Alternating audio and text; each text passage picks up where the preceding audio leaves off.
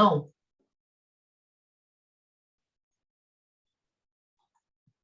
Boa tarde a todos. Loja Conde de Saint-Germain, iniciando os trabalhos de hoje. E hoje nós temos uma pessoa muito especial que vai falar de um assunto que domina muito bem, que é o nosso irmão Luiz Tabet, e ele é psicanalista holístico, e ele vai nos falar sobre uma reflexão sobre consciência e inconsciência. Um assunto sutil, difícil, complicado. Então, a gente agradece muito ao Luiz por desenvolver esse assunto. Luiz, por favor. Olá, gente, irmãos, acima de tudo, uma boa tarde. E, bem, eu agradeço um certo elogio por parte da Regina, né? Mas o nosso conhecimento é todo muito relativizado, né? O que eu vou expor aqui é até onde o que eu acredito. É uma verdade minha, isso serve para também demonstrar que, lógico, eu tenho um conteúdo próprio, e isso até assunto do que vou expor por aqui, tá? Essa condição da individualidade e dos conteúdos individualizados.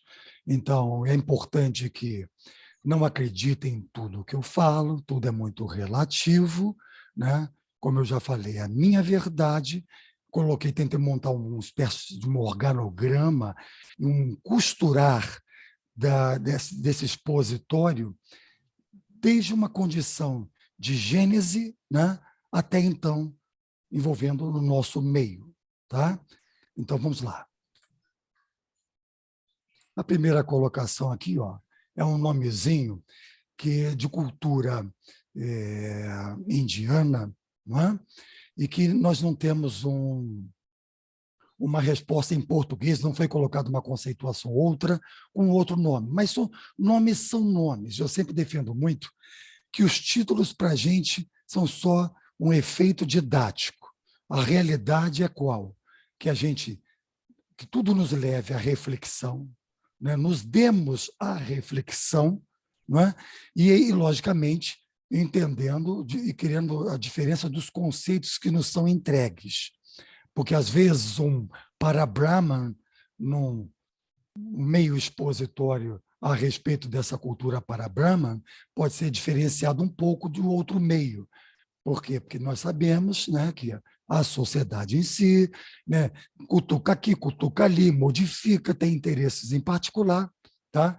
Então, vale o que eu estou colocando, porque a importância está sempre nesse estudo comparativo, que é um dos tripés da teosofia, né? O estudo comparativo de filosofia, ciência, religião, né? E vai por aí para a gente ter um discernimento maior e uma proximidade também maior com uma verdade, e essa da verdade ainda ser relativa, mas eu digo que é uma verdade pelo menos conceitual. Né?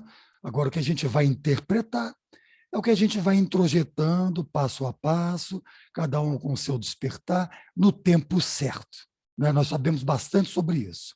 Então, não querendo ser muito prolixo, já que eu vou iniciar através dessa gênese que todos nós conhecemos, né? Mas é só para fazer um relembrar, e aí a gente sentir esse interligamento até o então em nós, aqui no meio físico. Isso é bem legal, para a gente ter isso um pouquinho mais amarrado. Né? A gente ouve muita coisa daqui e dali, e no final fica tudo um bocado disperso. Eu sentia muito isso em várias fases. Aí, hoje em dia, eu acho que eu estou um pouquinho mais próximo dessa condição um pouco mais organizatória na minha cabeça, desde esse momento de uma manifestação de um universo. Então, vamos lá. Para Brahman, como é colocado, como um meio dito como absoluto, incognoscível, eterno, né? Onde nos foi revelado desta maneira, né? E como se, vamos dizer assim, acreditando não ter nada além disso, porque esse é o além do além, e que não se pode dar nenhuma definição, nenhum atributo, nada vezes nada. porque a gente tem que ter ele como um parâmetro para, a partir dele, dessa ideia de ambiência, né? E aproveitando o que eu estou colocando, que tudo em nós é uma ideia de alguma coisa, porque eu tenho que estar usando aqui a mente concreta, né? Com a nossa comunicação, o nosso português de comunicação para o entendimento, dentro daquela coisa que é uma métrica de espaço, de tempo, de medida, que a nossa mente concreta necessita. Tá? Estou realçando bem isso, porque é isso que muitas vezes cria muita dificuldade para as pessoas, né? Mas a gente tenta um método didático para as pessoas tentarem se ajustar. A importância disso tudo é tirar de si mesmo, né, essa métrica, e aí ver a hora que dá aquela luzinha do sentido maior para fugir da mente concreta e a intuição, então, tomar lugar, que ela tem a ver muito com esse exercício da mente abstrata. Né? Então, vamos lá. A partir de Parabrahma, nós ainda continuamos nessa ideia de um meio, né? Aí, nesse caso, já é um meio, lógico, ainda não manifestativo, mas que a gente acredita já ter uma essência potencializada, não é? Como se fosse um meio de onde tudo provém em planejamento para a formação dos universos. Então, este meio também ele é incognoscível, ele é eterno, né? Ele é absoluto, e aproveitando a colocação absoluto, ele é visto também como um meio que tem movimento e que tem espaço, mas é visto como espaço e movimento abstrato absoluto. É assim que é colocado. Quer dizer, então obedece a essa abstração, né? Porque falar em abstração é tirar da nossa cabeça, né, da mente concreta, qualquer coisa que tenha algum tipo de formação. Quer dizer, é se esvaziar dessa pessoalidade, desse nosso conteúdo. Então, ele é absoluto, ele é abstrato, mas tem duas coisinhas aí, que se acredita: movimento e espaço. Né? Por quê? Agora, não é um espaço limitado. Né? Ele também é eterno, mas é uma ideia de limitação, onde acreditamos ser um meio com potencial para dali, essa que a gente chama de uma ideação cósmica, poder acontecer nos universos. Aí sim, já será um meio de manifestação. Então, primeiro nome, Parabrahma.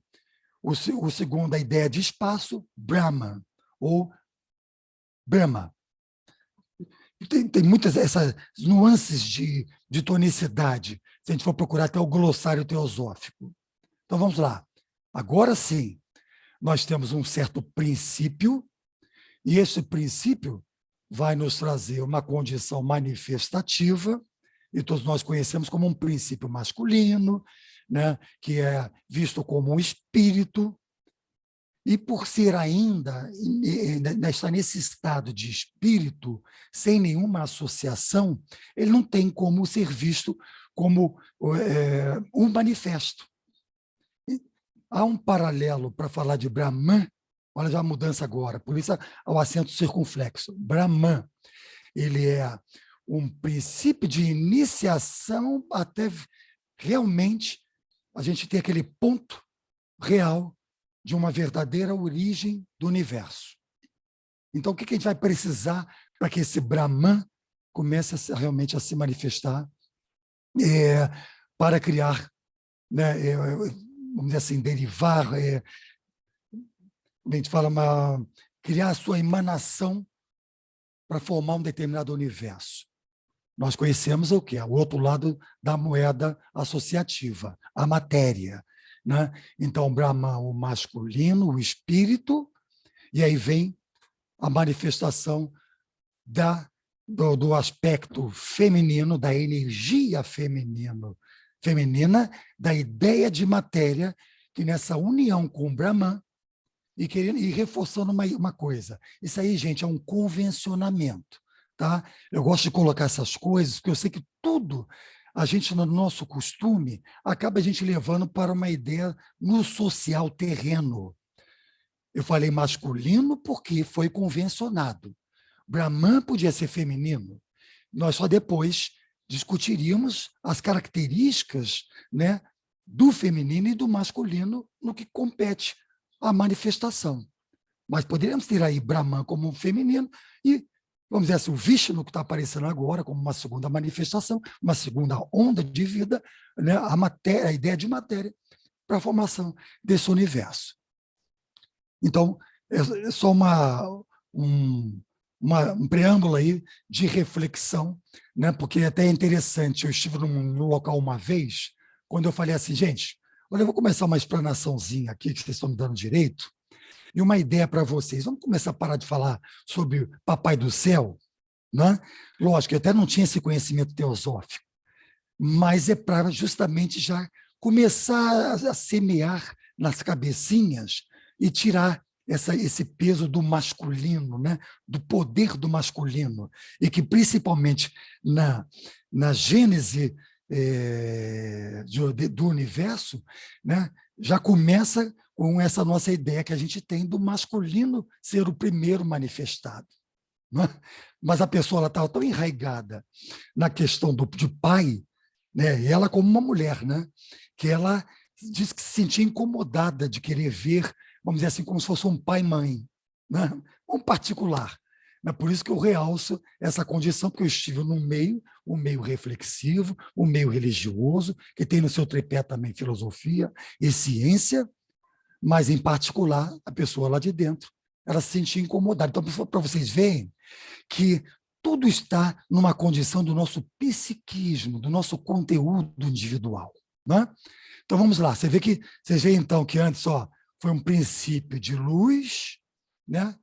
Uma ideia de princípio de luz, mas nada do universo manifesto. Agora, aqui sim, nós temos uma projeção também de uma ideia de definição, né? De um universo, onde, então, temos a junção de espírito e matéria. Aí quando a gente, por ideia também, a gente vem com essa coisa da iluminação. Então, não é porque acendeu-se uma luz, né? Para a gente pode fazer uma analogia, né? Se você está dentro de uma sala escura, com móveis, você nunca os viu, a partir do momento que você tem uma iluminação, então você tem a descoberta de um universo manifesto que está dentro de uma sala. Não é? Aqui, nessa analogia a nível de macrocosmo, a gente tem início de definição de um universo, certo? Então, aí é o pai Brahman, a mãe Vishnu, que é conhecido na cultura indiana, da Trimurti indiana, como a preservadora. Não é? A gente também pode fazer uma associação que é colocada até pela Annie Besant no livro Um Estudo sobre a Consciência, onde ela associou a Brahman à vontade, associou a Vishnu o amor, sabedoria, né, que é a inteligência, e, por sinal, o fruto dessa união, que é Shiva. Né? Eu acho até que me soa um pouco assim radical falar que é o destruidor, mas, lógico, tem fundamento. Mas, como tudo no nosso português pode ter uma influência psíquica, né, eu diria que é o transformador, ou que destrói, ou desedifica para voltar a edificar.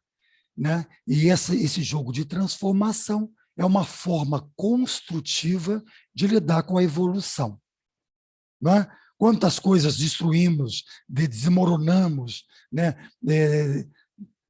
Assim, mudamos radicalmente, que vai nos parecer radicalmente, por conta de um efeito de transformação em nós, porque é uma consciência que se abre, que se ilumina, e de um dia para o outro, de uma hora para outra, já se mostra outra, evoluída. Então, aquilo que nós tínhamos virou passado, foi transformado. E é o termo mais certo, por quê? Porque, na verdade, na natureza ou no universo, nada se cria, né? Na verdade, se cria. nada se perde, tudo se transforma, né? Já ouviram falar sobre isso? O nosso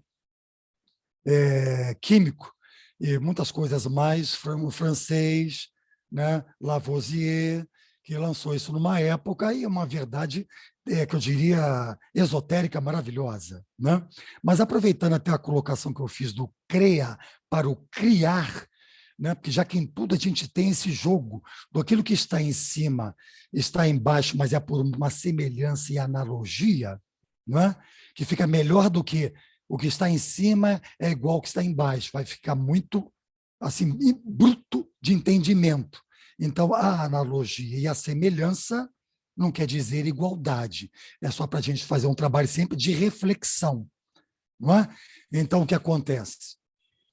A gente, aqui, a nossa transformação, aliás, a nossa condição é de criação, nós já usamos elementos que foram criados. Aí, qual é a diferença nisso? O criado, provindo da tríade, provindo do espírito, é lidar com a essência, lá de Brahma, né, do meio da ideação cósmica, para se dar no meio manifestativo, não é?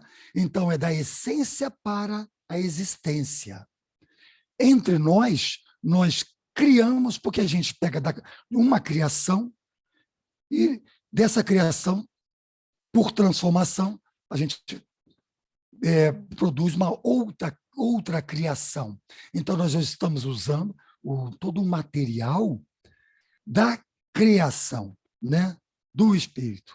Então, é esse ponto que eu achei muito interessante também de agregar ao nosso conhecimento, para também se imbuir sempre de uma certa diferenciação de ideia macrocósmica em relação ao nosso meio microcósmico. Tá? Então, vamos lá. Continuando com a nossa emanação. Então, só repetindo ali, olha lá, incognoscível, eterno absoluto. Aí vem Brahma, o universo não manifestado ainda, é o ser não ser, né? O meio acausal e atemporal, que é a causa de todas as causas, quer dizer, tudo está ali, porque de tudo de lá provém e voltará. Não é? Vocês já conhecem também está o período Kalpa, né? Que representa o dia e a noite de Brahman. Né? Então, a formação de um ciclo, o desfecho de um ciclo se dá num pralaya. Né? Enquanto o ciclo funciona, Manvantara. Esse ciclo se fecha, então há um certo adormecimento em pralaya. Né? E aí, todo esse espaço de tempo nós conhecemos como Kalpa. Né? Tudo bem, são só detalhezinhos para lembrar. Nos lembrar dessa formação teórica. Então, é ainda em Brahman, olha lá, o incognoscível, o eterno, absoluto, a essência potencializada que tudo cria. Olha lá, é o espaço abstrato absoluto, somado a um movimento abstrato absoluto, reforçando uma ideia de espaço, né? Porque é uma ideia de espaço que estará a partir do Parabrahma. E movimento também não é o nosso movimento.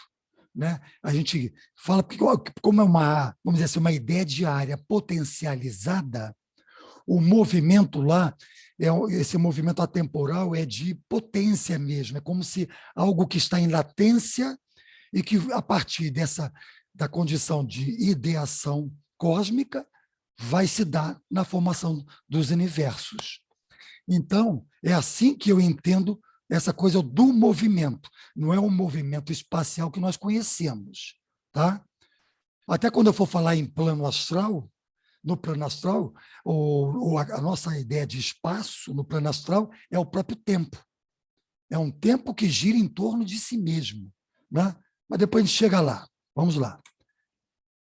Então, chegamos aí ao Brahman, quer dizer, um pré-universo manifestado, princípio masculino, a vontade, inteligência, emoção, porque ele é o todo. Né? Então, só por uma questão de um discernimento maior, foi criado na exposição teórica essa tríade de formação, que a gente tem um paralelo que a gente conhece e a gente aplica muito com relação a essa tríade, que é falar em Atman, Budi e Manas, certo? Logicamente, o Manas superior, que é a mente abstrata. Então, só reforcei aqui, ó, né, na escrita, tudo que já foi dito. Então, entendendo bem agora isso que foi exposto, nós temos ali, ó, o universo, ele é espelhado, esse universo, no caso de Brahman,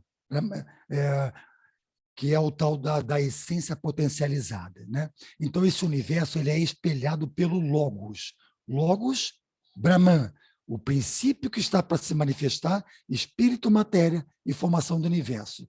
E, consequentemente, esse Logos é espelhado pela mente divina, que é aquele filho, o Shiva, né? Ou, no caso, a mente universal, que é esse Manas, entende? Então, você vê que de cada um há um espelhamento, e aí, a partir dessa mente divina, é que nós temos já todo agora um processo que tem muito a ver com a nossa condição psíquica.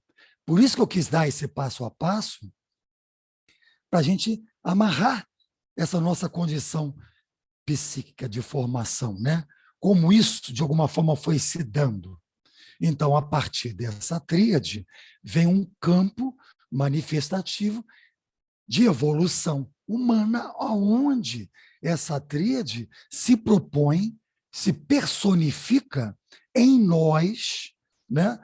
Que nós nos conhecemos como unidades da mônada maior, a mônada única, que é essa tríade, que é esse espírito manifestado, que é esse ego superior. Depois eu vou voltar a falar desses termos, né? Então, ela se personifica através de nós, dentro de um processo que é muito difícil da gente estar aqui fazendo colocações, mas por que esse ego superior, essa mente divina, resolve se dar no meio inferiorizado? Eu diria que é um conhecer a si próprio. Para a minha ideia em particular, é um conhecer a si próprio, que ele, ao se estender, como ele emana, o emanar de si mesmo é como se desse a si mesmo uma condição de busca. Eu sei o potencial do meu braço, só que eu o alongando, eu vou, através dele, com as ferramentas dedo, em particular, né, através da ferramenta maior, eu vou descobrir o que eu posso realizar com esses detalhes dessa ferramenta maior. Então, vai por aí só uma ideia também de intenção de descoberta, quer dizer, de autodescoberta numa inferioridade criada pela própria consciência maior. Só que entender como isso funciona, eu sei que ainda mexe muito com a cabeça de muita gente. Por isso, esse meio esotérico, o teosófico em particular, que todos nós nos encontramos, esse exercício cotidiano, que é importante, e do estudo, é que devagarzinho vai nos dar esses pontos de luz para a gente conseguir desassociar a mente concreta. Então, aqui, ó, já aproveitando uma analogia, como eu falei, aquilo que está em cima, semelhante e análogo ao que está embaixo, né? Nós vemos a riqueza da coisa toda, um microcosmo de uma célula fecundada, né? O ovo, né? E aí a subdivisão celular, que esse óvulo, no caso, vai se dar para formar um ser, quer dizer, um universo todo em particular, que é o próprio ser humano. Enquanto que o próprio macrocosmo, né? Eu acabei de explanar, passando-nos essa ideia de uma formação primeira, né, como uma primeira onda de vida, uma formação segunda como uma segunda onda de vida, e o fruto dessas duas ondas de vida, que é essa mente universal, que é a que projeta tudo de si mesma, né, dentro do que eu acabei também de conversar, formando um determinado universo. Então, está aqui uma ideia microcósmica e uma ideia macrocósmica apresentada para a gente. Então, vamos lá para um certo organograma da consciência una manifesta que eu procurei criar. Então, a primeira apresentação que a gente conhece muito, ó, o ego superior. Falar em ego é um eu, né? Nós conhecemos muito até uma determinada fase civilizatória, quando esse ego resolveu se manifestar por completo no humano, saindo de uma condição que eu diria que era neurovegetativa, né, para cérebro espinhal. Então, o ser humano passou a ter todos esses corpos, né, que são corpos que intermediam os mundos. Quais são esses corpos? Nós conhecemos, a grosso modo, esses 7 corpos principais. Né? O primeiro, que eu já até fiz alusão aqui no princípio, Atman, Budi, Manas, sendo que esse Manas é dividido, aí vem Manas superior, Manas inferior, que aí vai estar no quaternário, né? Dentro do campo de manifestação. Então, nós temos como 3 universos da tríade superior e 4 universos, que é o universo de manifestação, conhecido como quaternário inferior, que aí é Manas inferior, né? O mundo astral, mundo vital e o mundo físico. Todos eles têm uma correspondência em corpo também. Tá? Então, aí o que acontece? Nós temos esse ego superior, conhecido também como a mônada única, que vai também se emanar e se subdividir por um processo que eu conheci como tucuísmo, né? A partir dela, ela se faz em 7, né, construtores, desses 7, mais 7 de cada um, e daí essas subdivisões todas que nós conhecemos, que é só uma base de mente concreta para entender a formação, principalmente quando podemos falar de mundos, né? Não existe um mundo lá ou acolá, né? Existe realmente toda uma dependência de frequência, de estado vibratório. Então, vamos lá. A partir daqui, a correspondência da tríade, Atman, Budi, Manas. Vamos lá, a partir de Manas, lá, a mente universal, o Mahat, onde lá a gente pode encontrar, Jung falou a respeito também disso, né? Os arquétipos, né? Que são o quê? Os modelos primordiais que esse mana superior carrega para inspirar tudo aquilo que virá a ser jogado neste quaternário inferior, né? E ser desenvolvido. Então, a partir de Manas, nós temos lá o superior e inferior, mente abstrata, mente concreta. Ouvimos falar de um corpo em especial que é conhecido como corpo causal, corpo das causas, mas que nele tudo que é levado é o que tem de mais evoluído em nós em cada encarnação, porque o que se forma nesse corpo é o que vai ser identificado pela tríade superior, Atman, Budi, Manas. Então, ele se dá, em particular, porque a mente superior é conhecida como corpo causal, mas entendam que tudo está interligado, tudo está, como é que a gente fala, agregado, né, interpenetrado. Então, falar em Manas está falando em Budi e em Atman. Fala em Budi, está falando em Atman também. Não é? E falar em Atman está falando em tudo que está a partir dele próprio. Certo? Então, aí nós temos esse corpo causal, que é o que de melhor levamos evoluído para essa identificação da tríade. Não é? Então, abaixo daí, vamos lá. Já dentro da nossa condição atual de mente concreta a ser desenvolvida. Tá? Nós temos, como eu falei, tudo em nós, os corpos que vão ter correspondência com já esses meios já ditos. Né? O mundo átmico, o mundo búdico, o mundo manásico superior, e estamos agora numa condição, em particular, de desenvolver a mente concreta. Tá? Como lidar com essa mente concreta? E aí essa mente concreta, ela apresenta o quê? Uma consciência inferior, é uma mônada inferior.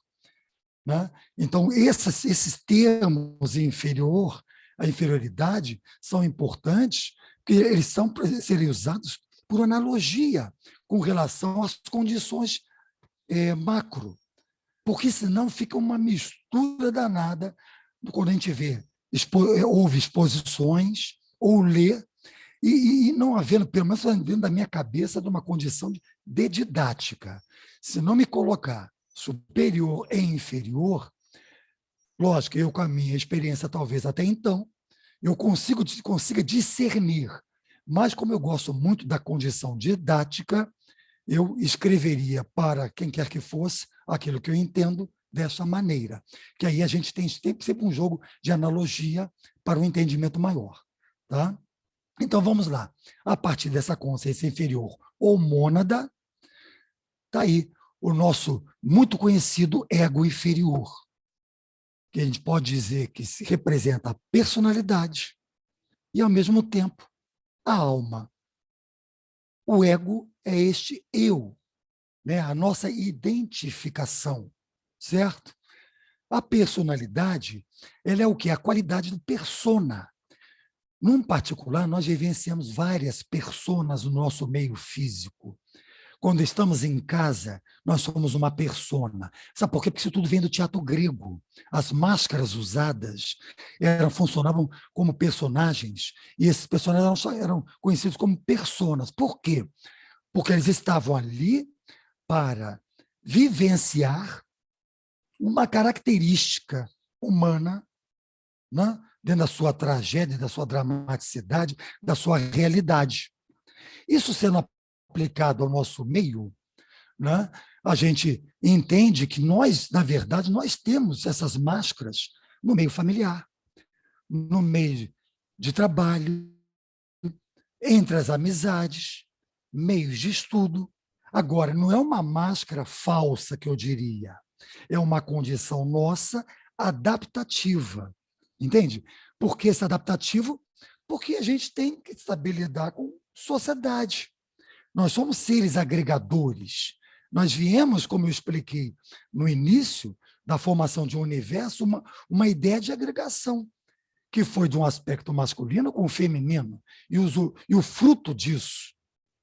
Então, nós aqui também, no microcosmo, nós temos essa responsabilidade e somos impulsionados com relação a isso, principalmente como somos cutucados por conta daquilo que a gente conhece, que é a solidão, o sentido de estar só, solitário.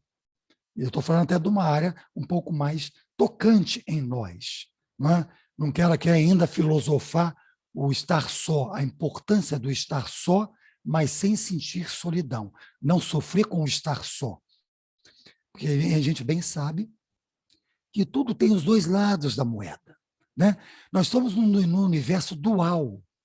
Todo o universo manifestativo, o manifestativo, ele é dual. Agora, é um dual que vai depender de cada um de nós como usarmos um objeto, como lidarmos com esse objeto.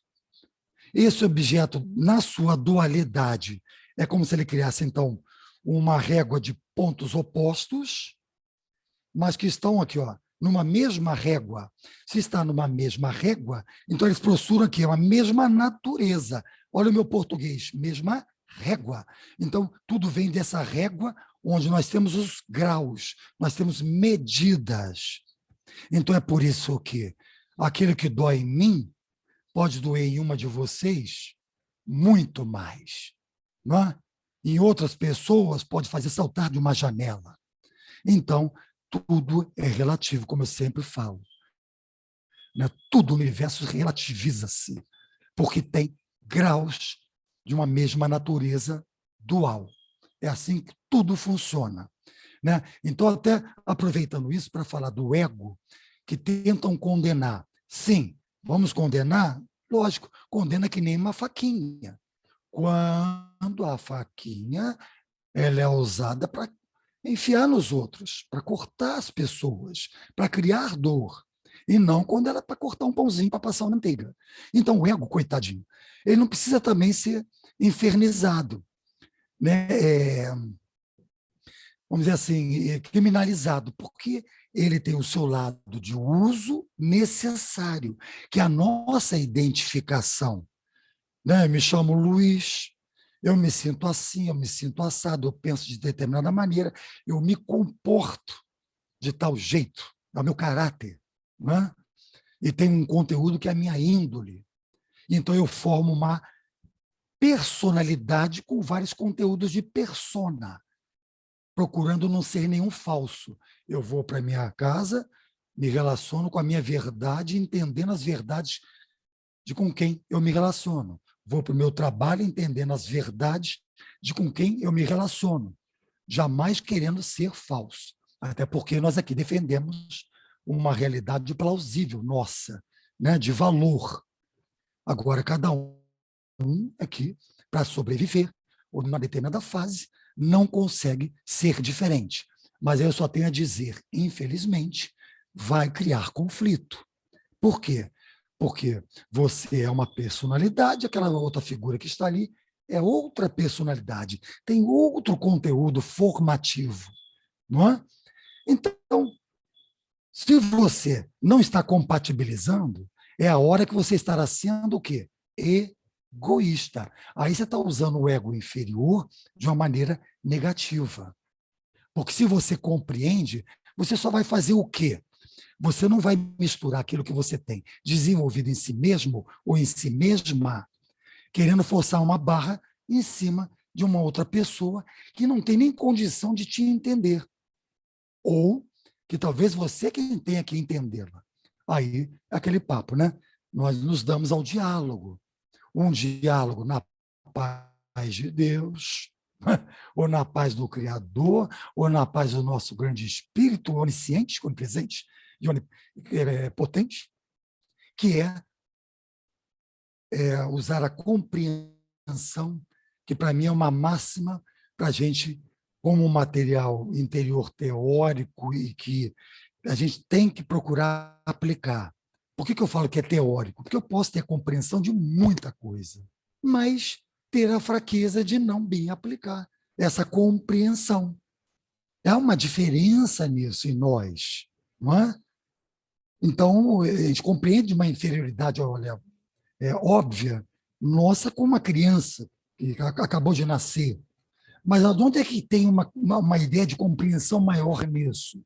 Nós, estudantes de teosofia ou de qualquer meio religioso ou esotérico que se dê ao estudo do ser enquanto ser vivente nesse universo manifestativo, que é saber que ali, na verdade, é uma criança, porque é um convencionamento terreno, mas tem uma manifestação, de repente, de um superadulto, aí fazendo uma relação com o fato de que pode vir com um nível de amadurecimento e que coloca perplexas várias cabeças de muitos pais, né? E com reações e com manifestações, muitas vezes incrível, né? Prodigiosas. Nós temos condição de entender isso.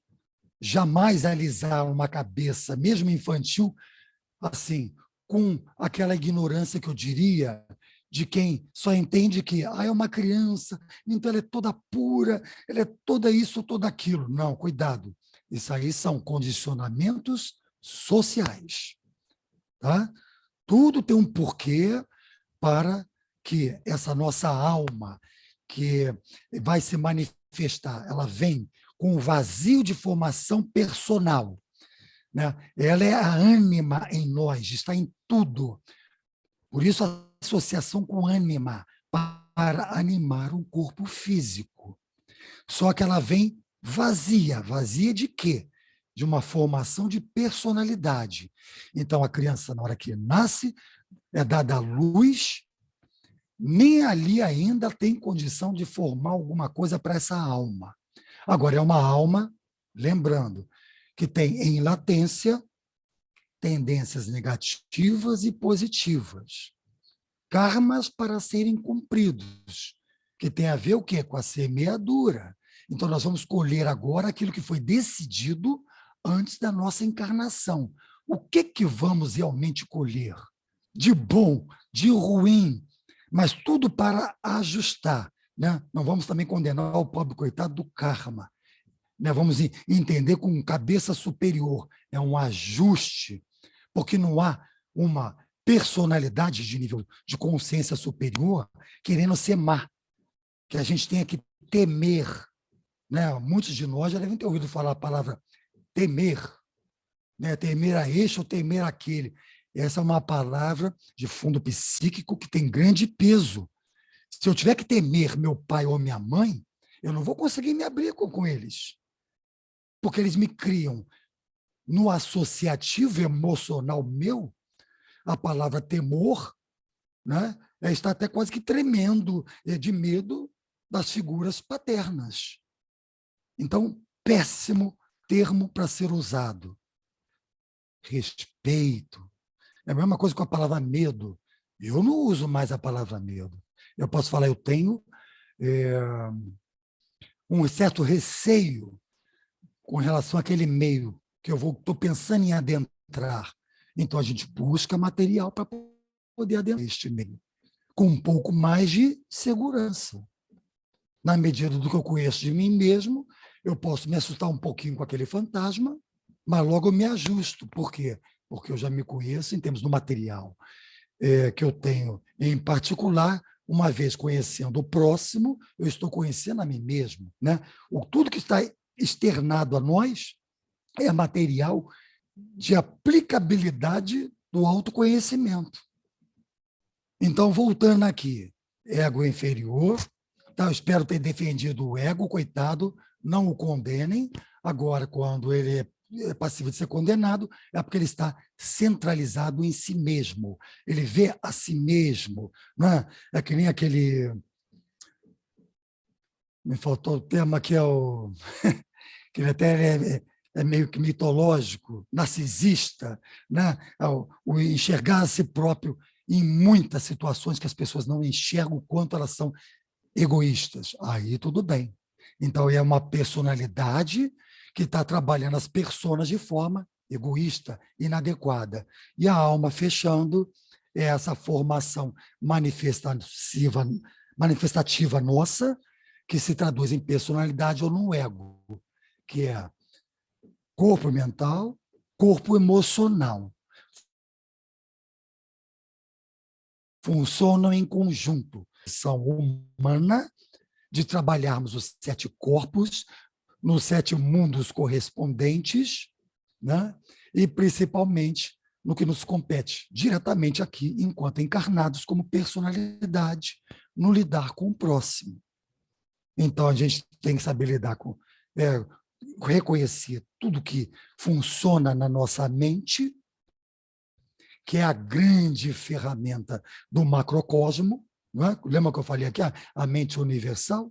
Só que, no nosso condição inferior, nós estamos nos trabalhando para ter essa sintonia vibratória com a mente superior, a mente abstrata, essa mente universal.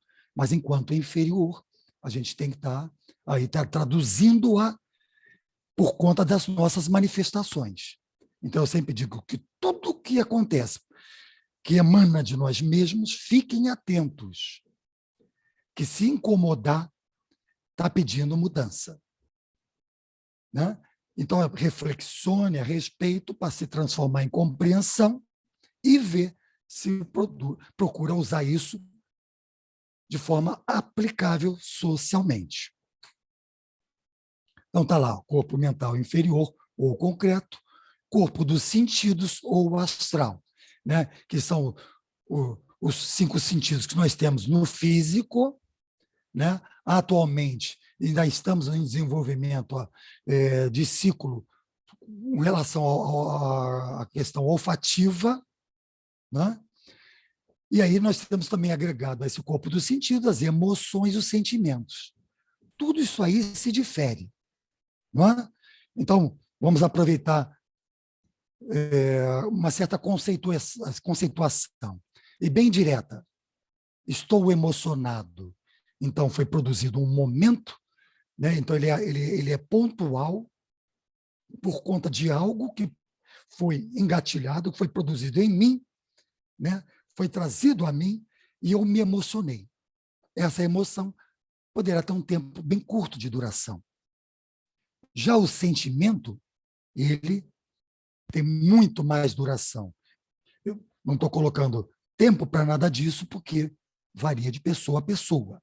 né? Mas o sentimento ele é construído, ele não depende de algo externo para criar em nós uma sensação, de repente, que é dessa, estou emocionado, por isso que eu estou aqui em prantos, mas por uma felicidade, né? Ou por uma tristeza, por conta de uma tristeza, né? E essa emoção pode virar um trauma até, né? Virar um problema psíquico, e que, dependendo do estágio que a pessoa se encontre por conta desse trauma, ela vai ter que recorrer ao psiquiatra e fazer um trabalho conjunto com esses outros profissionais mais conhecidos da área da psique, né, que quer dizer alma, né, que aí vem o psicólogo ou o psicanalista. Agora, hoje em dia, a gente sabe que existem vários terapeutas, né, várias formas de lidar com a psique, né? Então, cada um de nós procurando estudar isso direitinho para ver o que encaixa na nossa terapêutica, uma vez necessitando, ok? Mas eu procurei só criar uma certa diferenciação. Psiquiatra, médico, psicotrópicos, drogas para acalmar, né? É um exercício de uma profissão para um atendimento mais de imediato, mas ele poderá também ter em si mesmo, né, uma capacidade psicológica ou psicanalítica, depende da extensão desse psiquiatra.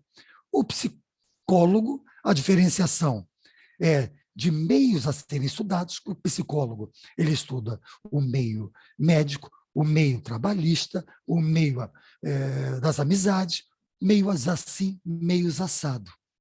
Então, ele tem um corpo maior, detalhado e por relação de meio a ser estudado.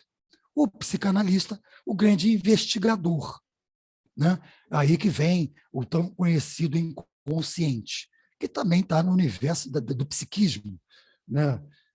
Desafiador para um psiquiatra, para um psicólogo ou qualquer outro terapeuta. Mas, em particular, a ideia aí da psicanálise é a investigação, né? Muitos se baseiam nos conhecidos precursores da psicanálise, principalmente por Freud, né? Eu, em particular, não gosto de levar a coisa como que linha de trabalho que você usa. A minha linha de trabalho é a minha verdade. Puxei verdades daquele ou daquela para, nesse amálgama de conhecimento meu e de um processo intuitivo, eu sentir melhor esse meu próximo, que eu vou estar lidando, de acordo com a exposição gradual deste, em particular, né, numa sessão ou em relação a uma amizade, né, onde eu possa colher maior material expositório e chegar às minhas conclusões. Então, vamos lá, olha aí. Ó. Então, por conta dessa nossa mente universal, nos foi dado o quê? A ferramenta pensamento. Do pensamento, a gente produz a imaginação, né? Está bem que interligado, muito próximo à ideia pensamento e imaginação, né? Mas é porque o pensamento é todo mais amplo, podendo produzir ideias, a forma como você imagina, né? E, no caso, a inteligência é como um ponto principal para dar valor à forma de pensamento imaginativo ou por ideias. Então, fui bem rápido na colocação, né? Depois a gente pode, qualquer coisa, discutir como cada situação venha a se aplicar. Tá? Tá tudo então, dentro desse universo da mente, e a mente é só uma ambiência para nós desenvolvermos o quê? A consciência. Tá? Essa consciência que ainda está inferiorizada, envolvida pelo corpo mental, corpo emocional, né? Nos foi entregue para depurarmos. Né? A gente bem sabe disso. Vamos saltar daqui. Então, vamos lá. Consciência, subconsciência, inconsciência. Quer dizer, consciência, estar cônscio, ter ciência de alguma coisa. Não é? Bom conhecimento ou mau conhecimento é estar com a ciência de algo. Agora, eu diria que essa consciência vai estar inferiorizada quando ela mal aplicada vamos dizer assim, conscientemente. Né? Então, ela não discerne ainda do que é o bom, do que é o ruim. né? Do que é o mal, ou do que é o bem. Então, é por isso que nós estamos aí nesse trabalho de ampliação, de desenvolvimento consciencial, né? Mas é a nossa correspondência maior com a divindade, ou o espírito, ou o ego superior, dentro da ambiência mental, onde na ambiência mental, como eu já falei, usaremos as ferramentas, pensamento, né, meio de imaginar, né, recurso inspirativo de uma maneira ou de outra, no inferior, no superior, para termos as reais ideias, como um ideal próprio ou não, né? E tudo escorado numa condição de desenvolvimento intelectual. Então, vocês veem que a importância e o valor que está nessa formação da tríade e a riqueza didática que essa tríade representa, né? O primeiro, o valor da vontade. No segundo, usar essa vontade com sapiência, com amor, que é agregador, porque ali iniciou-se uma agregação para formar o universo, né? Então, essa sabedoria adquirida, esse amor-sabedoria, tem por base a intelectualidade e a atividade que vai lidar com todo esse universo dos sentidos, né? A Annie Besant colocou muito bem a vontade, a sabedoria, né? Vai se dar em atividade, porque uma atividade não acontece sem vontade. E se ela for bem aplicada com sabedoria, essa atividade vai cair no plano bem inferior, né? Então, foi muito bem montado didaticamente, achei o máximo. Então, subconsciência, aquela consciência que nós não lembramos, por exemplo, alguém aqui vai ter lembrança 10 minutos atrás o que estava pensando? Possivelmente o que estava fazendo, mas não o que estava pensando. Vai lembrar de todos os detalhes da infância? Então, eu diria que esse subconsciente, ele é uma consciência ainda muito próxima da nossa consciência atual, que é de conseguir puxar pela memória as coisas que nos aconteceram nessa formação da nossa alma, da nossa personalidade. Lembrando, formação de alma por conta de uma personalidade também que se forma. Saiu desse corpo físico, partiu para a transformação da dita morte, né? Que é o que é conhecido terrenamente. Aí essa alma tem todo um processo que depois a gente pode conversar. Mas ela vai carregar tudo que formamos dessa personalidade. Né? Aí o que acontece com a área mais complexa para muitos terapeutas e que foi para esses precursores quanto a divulgar o inconsciente. Não que Freud tenha sido o criador do inconsciente, não. Ele foi um inspirado para detalhar melhor essa inconsciência, né? De que forma que ela se manifestava. Então, a gente ouve muitos nomes no nosso meio, mas umas coisas que eu faço correlatas que são bem interessantes, porque a gente entende essa condição psíquica com uma aplicabilidade cotidiana. Por exemplo, a tal sombra, né, que representa o quê? Você pode ter uma ideia de sombra, algo que está obscurecido, porque ela não tem uma forma, né? Ela é plana com relação ao nosso efeito visual. Mas filosofando o conteúdo psíquico da sombra, ela é isso, né? A não formação, ela é a incógnita. Dela não podemos fugir, por quê?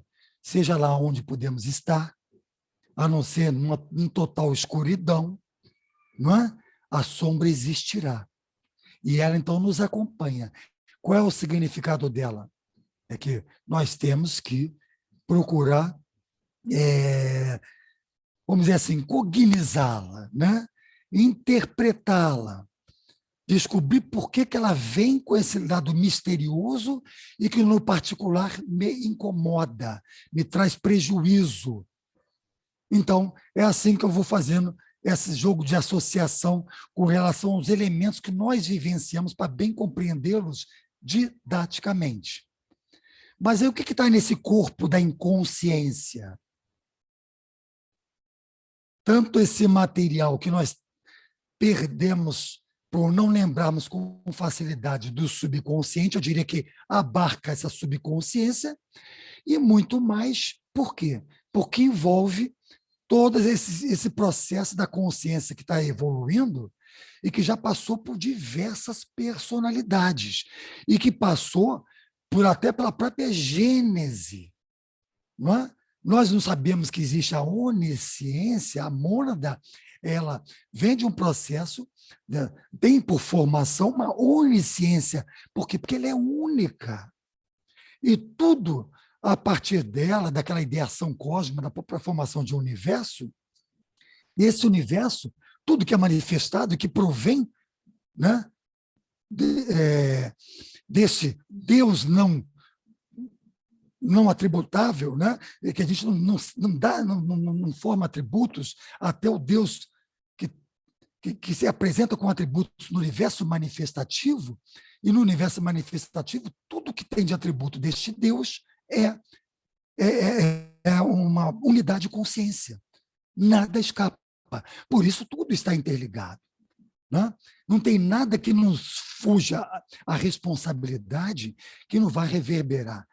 Lógico, de uma maneira ou de outra, né? Muito aquém do que a gente possa imaginar, mas reverbera. Porque se está interligado, não tem como fugir, gente. Não é? É uma hidrelétrica. A partir da hidrelétrica, nós temos aqueles... Né, me falta o nome agora, as fontes principais que armazenam toda aquela energia, e de lá fazem o quê? Que ela é única, né? Ela ramifica para toda uma cidade, para um país. Não é assim que funciona? Então está tudo interligado. Se a fonte principal tiver algum problema, acabou. Tudo vai sofrer. Não é? E a gente mesmo aqui dentro de casa, se a gente mal aplicar essa energia que está vindo para a gente, no 110, você coloca um produto, aliás, a fonte ali está 220, você coloca um produto que só recebe 110, não tem a cultura do 220, vai queimar. Até nós queimamos, dentro de um certo sentido abstrato, mas que pode deturpar, vamos dizer assim, na verdade, afetar o nosso mental de tal maneira, mas esse mental vai atingir o que? O veículo que nós temos, que é o cérebro. O cérebro é um veículo, ele não é um local de armazenamento de nada. Como eu acredito, ele é só um meio. Eu vou colocar aqui depois uns desenhos, que vai uma brincadeirinha para a gente fazer uma analogia dessa condição de veículo, e não o que a ciência terrena encarando como centro disso, centro daquilo. Tá? Eu vou explicar um pouco mais essa coisa de centro disso, centro daquilo. Então, essa inconsciência, ela vem com essas tendências para manifestar condições positivas ou negativas, né? E, principalmente, vai nos incomodar, porque a gente se vê com tendências tais que, às vezes, até nos assustam. Mas por quê? Porque existe um conteúdo, né, consciencial que está em latência, que é do não reconhecimento de nós mesmos, porque estamos com essa memória por completo apagada, né, de tudo que essa consciência que estamos representando no momento, que é uma consciência vastíssima, de milhares e milhares de anos de vivência em ciclos e ciclos de vida, não é? Mas que agora a gente, tem essa manifestação dessa personalidade com níveis possíveis de fragilidade, porque está ainda se descobrindo no meio social. Não é? A gente, desde aí da condição da infância, até fechar os olhos, quantos são os adultos que ainda se encontram desarmonizados, né? Não conseguiram se despertar porque não acharam o meio certo, certas situações não cruzaram o caminho desses adultos para trazer a eles um básico, pelo menos, de compreensão manifestativa. Então, você vê que tudo aí se relativizando constantemente, né? E esse inconsciente, como ele é a nossa grande incógnita para várias manifestações, o que eu tenho só a dizer é o quê? Ou busca-se um terapeuta, ou um profissional do psiquismo para ajudar todos nós, né, no porquê até dessas manifestações, né? E com isso também ajudar em outras manifestações, que no momento expositório coisas poderão ocorrer. Então, o trabalho terapêutico vai fazer ocorrer, e aí é bom que isso tenha condição de ser catarseado, né? Se o profissional bem ajudar, não com ideias próprias, né? O profissional nunca pode se meter na vida de ninguém. Ele é só um espelhador de nós mesmos, né? Para que a gente se observe nos nossos problemas e naquilo que a gente tem que reconhecer em nós mesmos. Então, enquanto o indivíduo não quer admitir o reconhecimento, ele vai continuar sofrendo. Enquanto ele não colocar tudo que se manifesta em si mesmo para o profissional que está ali para ajudá-lo, ele vai continuar sofrendo. Então, é assim que a coisa funciona. Então, essa inconsciência é isso. Agora, aproveitando até coisas que já conversei, no caso, a Lélia comentou que virá a ser uma pergunta para depois a gente discutir, né? Mas vou falando de uma forma mais abrangente. Todo e qualquer recurso que não seja natural em nós poderá estar mexendo com aquilo que não deve ser mexido. Aí, qualquer forma de drogas, certas terapias regressivas, tudo isso aí tem que ser muito cuidadoso no manuseio como recurso e pode trazer problemas. Tá? Então, o profissional tem que ser um profissional muito preparado e tentando entender o porquê que ele está se utilizando desses recursos, que eu diria não necessários e de risco, com certeza. Mas vamos lá, continuando. 3 níveis de consciência. Já comentei aqui, como estados iniciais, né, primordiais de evolução e que nós precisamos trabalhar em nós, a vontade, a boa aplicabilidade da inteligência e os sentidos em geral. Tá? Então, isso tudo abarca, em geral, a maneira como a gente usa a mente para termos a resposta disso, a grande ferramenta mental, né? Atingimos uma consciência mais plena, mais evoluída, segura, né? E mais próxima em estado vibratório, em frequência, com relação à consciência maior, à mente abstrata, a mente mais evoluída. Aí, são os 3 também os estados de consciência, não é? Que a gente vivencia no nosso dia a dia. O de vigília é o estado físico, né? Nós estamos aqui, numa possibilidade de diálogo. Então, eu estou me manifestando em vigília. Sono com sonhos. Aí pode dizer que é um estado anímico, porque a alma, que num certo desprendimento do corpo físico, ela vivencia a realidade interior dela, desta personalidade vivente, e com as possibilidades daquilo que está em latência em nós, permitidos no meio astral, a manifestar tais conteúdos, tá? Que carregamos. Então, aí a gente pode chamar esse estado de consciência do sono com os sonhos, né, de um estado anímico. O estado de consciência sono sem sonhos, aí, não tendo a manifestação dos sonhos, não tendo a manifestação da alma. Se a alma não está presente, não existe o quê? Uma personificação, não é? Porque ela forma a personalidade. Então, nós estaremos aonde? Neste sono sem sonhos, no meio espiritual. Então, já é um outro estágio, que é o que buscamos alcançar. E tem um outro em particular que é conhecido como Túria, que é um estado que vivenciamos dentro daquela daquela essência que eu falei, potencializada, né? Que se adormece no período até vir a manifestar de novo e vivenciar ciclos, trazendo todo um estado consciencial já alcançado e hierárquico, como a gente já bem conhece. Então, são essas formas de consciência que nós vamos lidando e chegaremos a lidar um determinado estágio. Tá? Então, aí os correspondentes.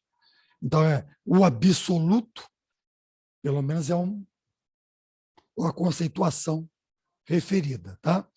Reforçando, cuidado com as questões de conceituações. Se for conversar com pessoas de outros meios, antes da conversa, uma pequena colocação. Como você conceitua?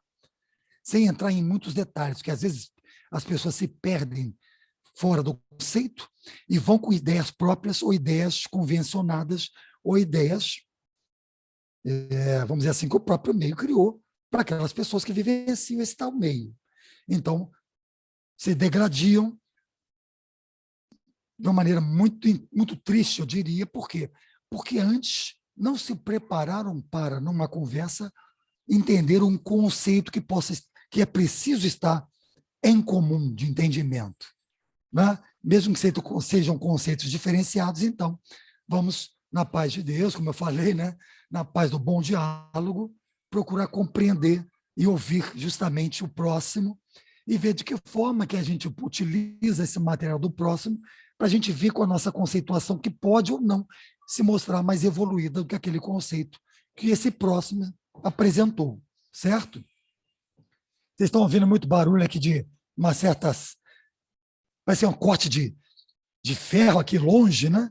Bem, tá bem que não está chegando então a vocês, que já acho que é outra obra ainda por cima aqui por perto. Vamos lá.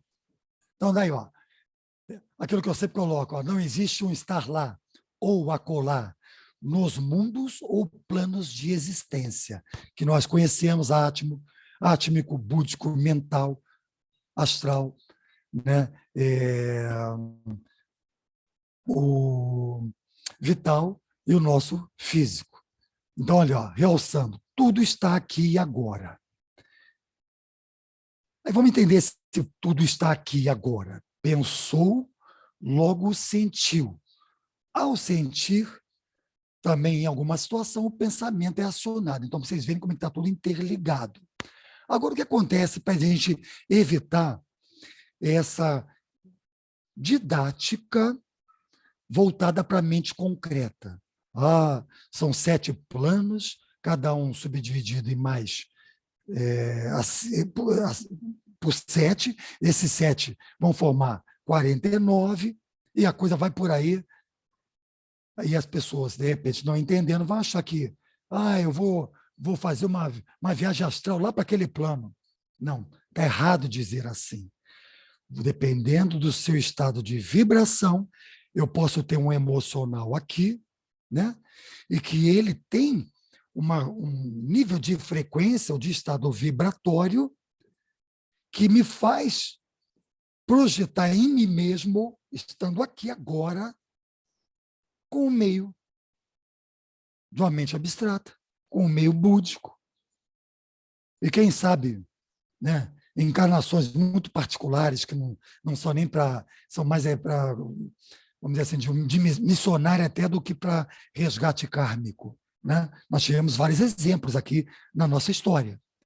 Então, eles certamente conseguiam vibrar quase que em estado átmico, né?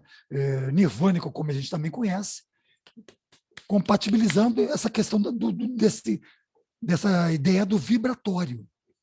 Então, isso tudo é um particular de cada um de nós, estarmos, seja qual for o plano, por conta do nosso estado vibratório. Se você está em momento de raiva, de desespero, você certamente vai estar naquele momento, ao mesmo tempo que você se vê aqui no plano físico, você está acionando o universo do astral inferior. Então, nós acionamos, gente, esses universos constantemente. Tá? Deixa eu dar uma olhadinha aqui na hora, 4h16. Vamos avançando aqui. Olha lá, visão materialista e visão esotérica. A materialista.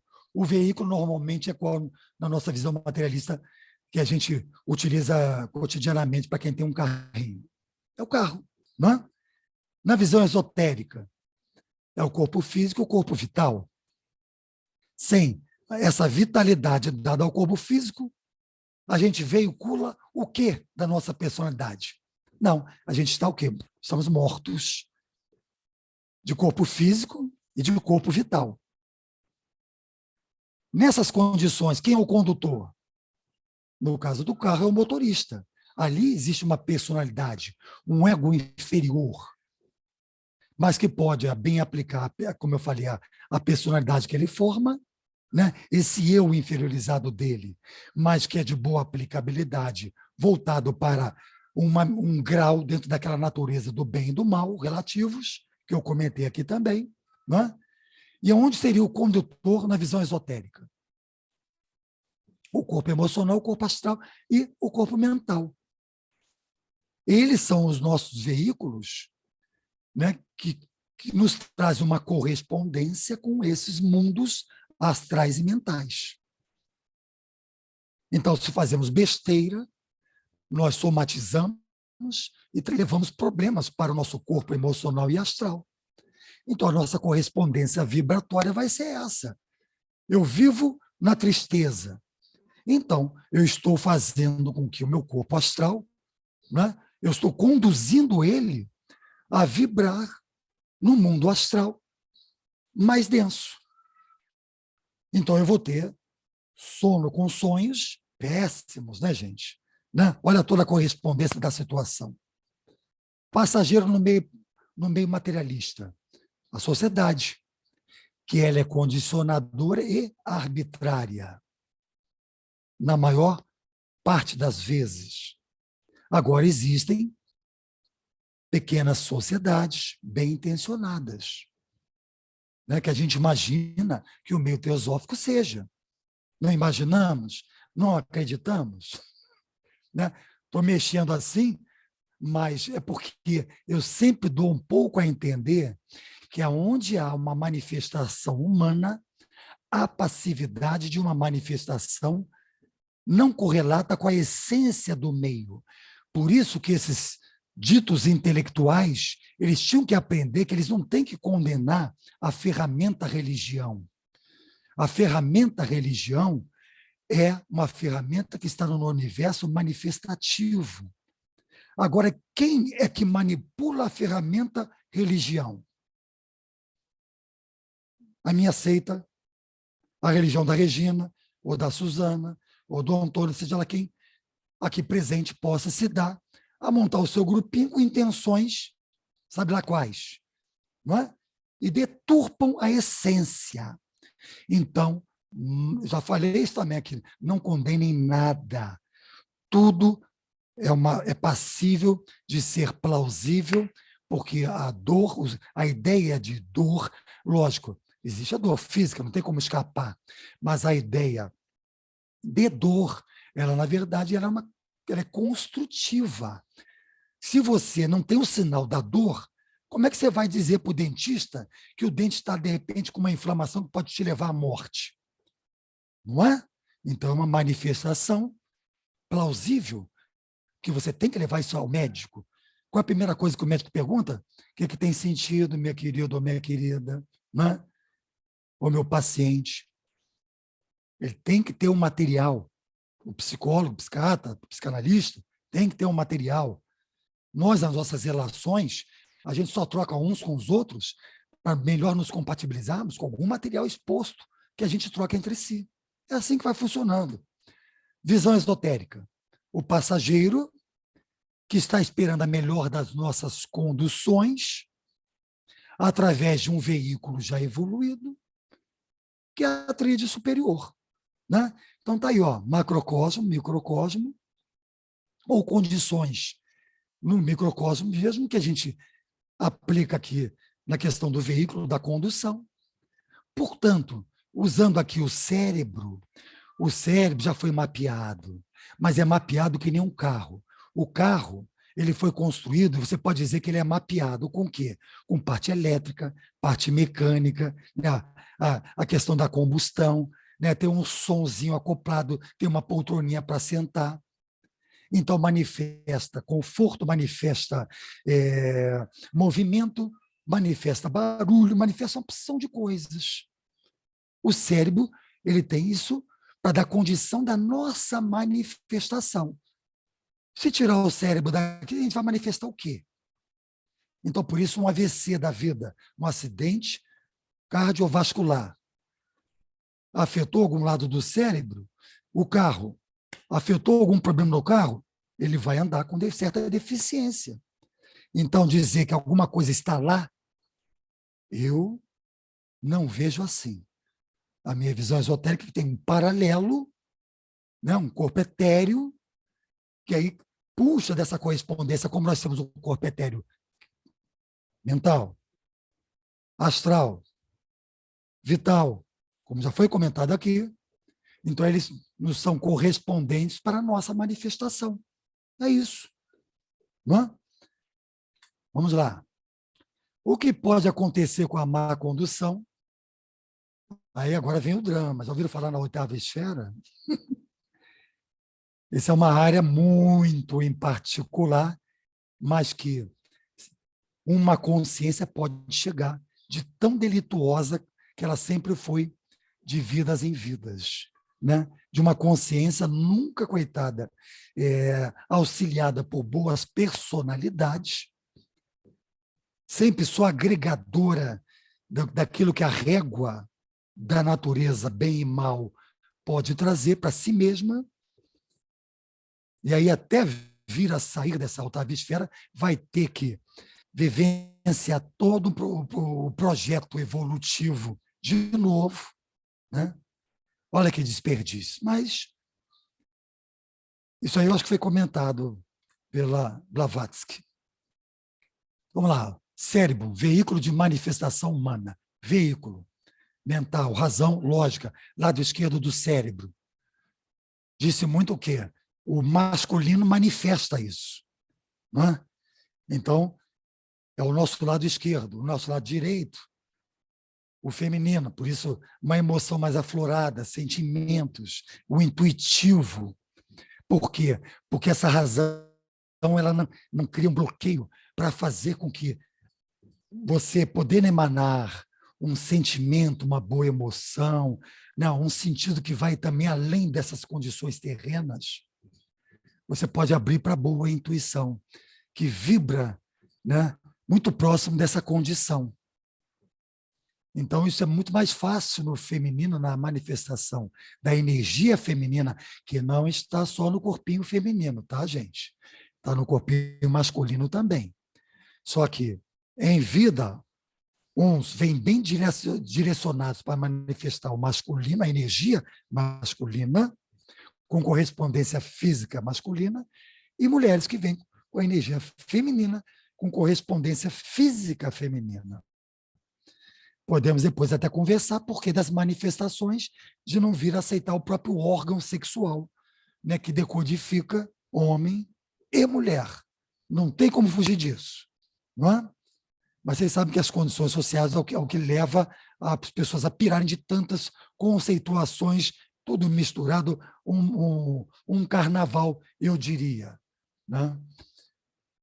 Então, olha lá, a inteligência, a ferramenta para organizar, coordenar, alicerçar, tudo que a gente vem manifestando, muito comum no nosso meio humano. Eu vou deixar essas perguntas depois para a nossa conversa, tá? Uma perguntinha, como é que está a questão do tempo? Quer que desenvolva mais alguma coisa? Que eu estou já meio que no finalzinho. Olha, já passou um pouquinho. Isso, então.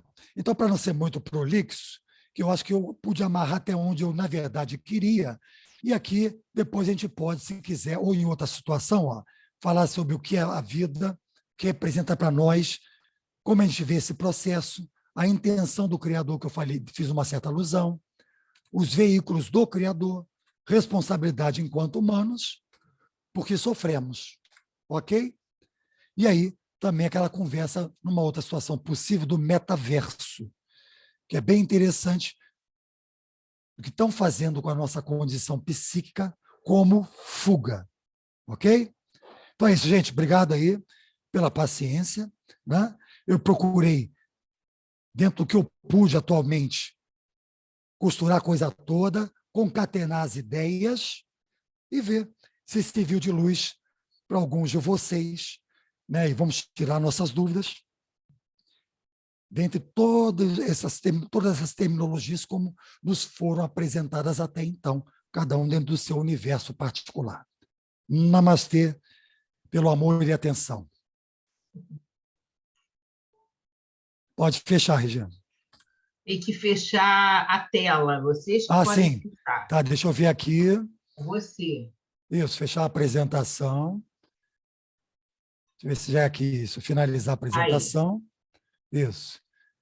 E quanto a se quiser me tirar como anfitrião, só fala com o Antônio, né? Que eu já tirei o PowerPoint, não foi? Não, ainda está. Ainda Eu está? acho que é aqui, ó.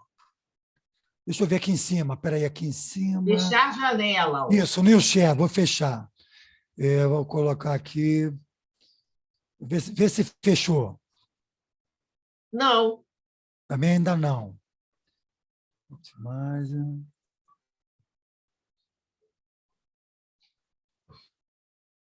Gente, eu estou vendo aqui agora, na saída, eu não treinei a saída. O que a gente pode fazer aqui? Mas eu acho que se ele me tirar como anfitrião, isso aqui deve cair. Ele não está como anfitrião lá, principal? então.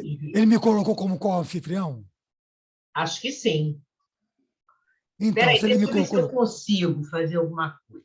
Porque eu estou agora aqui tendo que descobrir, tá, gente? Como fechar, que aqui só me dá a opção de dividir. Ah, consegui. Conseguiu? Isso.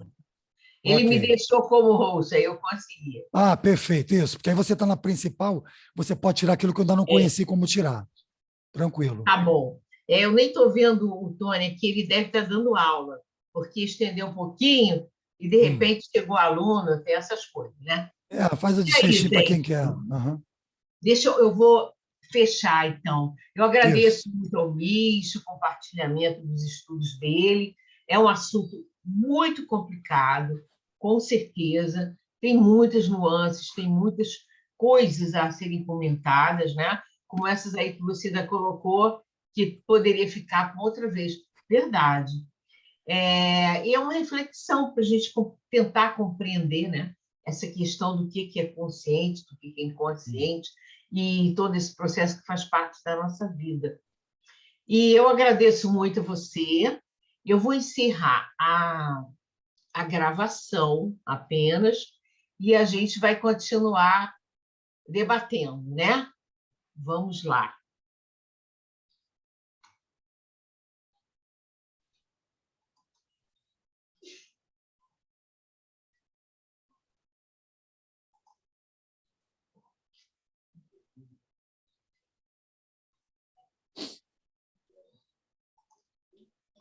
Não está deixando eu encerrar, não. Bom, eu acho que... Deixa eu ver aqui, vai nesse livro, cadê aqui? Não, aqui é... Deixa eu ver se está em modo. Isso.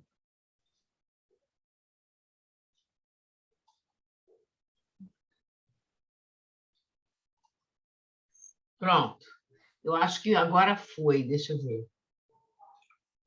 É só você que pode mesmo. Vendo essas opções aí, né? Pronto, consegui pausar, que bom. Consegui. Ô, e Regina, aí, gente, diga. Continua gravando. Tá, para você. Para mim aparece gravando Isso, também. continua também gravando. Então está gravando no do Tony, no meu não. No meu parou agora. Pausou. Espera aí que eu vou gravar. Então é no dele.